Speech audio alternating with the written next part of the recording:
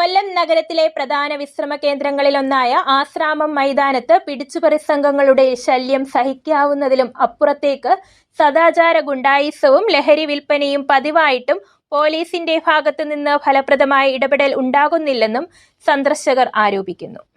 കോർപ്പറേഷന്റെയും tourism വകുപ്പിന്റെയും നേതൃത്വത്തിൽ മൈതാനത്തിന്റെ ഓരത്ത് സജ്ജമാക്കിയ മിയാവാക്കി വനത്തിന് സമീപം കാടുമൂടിയ ഭാഗം കേന്ദ്രമാക്കിയാണ് സാമൂഹ്യവിരുദ്ധ പ്രവർത്തനങ്ങൾ നടക്കുന്നതായി പരാതിയുള്ളത്. പരാതി നൽകില്ലെന്ന് ഉറപ്പുള്ളവരെയും പരാതി നൽകാനാകാത്ത വിധം വ്യാജ ആരോപണങ്ങൾ ഉന്നയിച്ച് കുരുക്കിലാക്കുന്നവരെയുമാണ് ചൂഷണം ചെയ്യുന്നത്. ആശ്രാമം മൈതാനത്ത് അക്രമികൾ തമ്പടിക്കുന്ന മിയോവാക്കി വനഭാഗം മൈതാനത്തെത്തുന്ന സ്കൂൾ കോളേജ് വിദ്യാർത്ഥികളെ വീട്ടിലറിയിക്കുമെന്ന് ഭീഷണിപ്പെടുത്തി കയ്യിലുള്ള പണത്തിനു പുറമെ ഫോൺ പിടിച്ചുവാങ്ങി ബാങ്ക് അക്കൗണ്ടിൽ നിന്നും പണം തട്ടുന്ന സംഭവങ്ങളും ഉണ്ടായിട്ടുണ്ട്. ദൂരെ സ്ഥലങ്ങളിൽ നിന്ന് ഇവിടേക്കെത്തുന്ന സ്ത്രീകളെയും പുരുഷന്മാരെയും ഇത്തരത്തിൽ ഭീഷണിപ്പെടുത്തി പണം പിടിച്ചുപറിക്കുന്ന സംഘങ്ങളും സജീവമാണ്.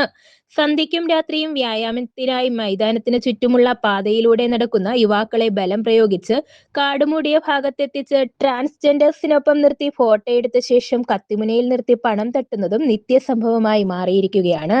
ന്യൂസ് ബ്യൂറോ, കൊല്ലം.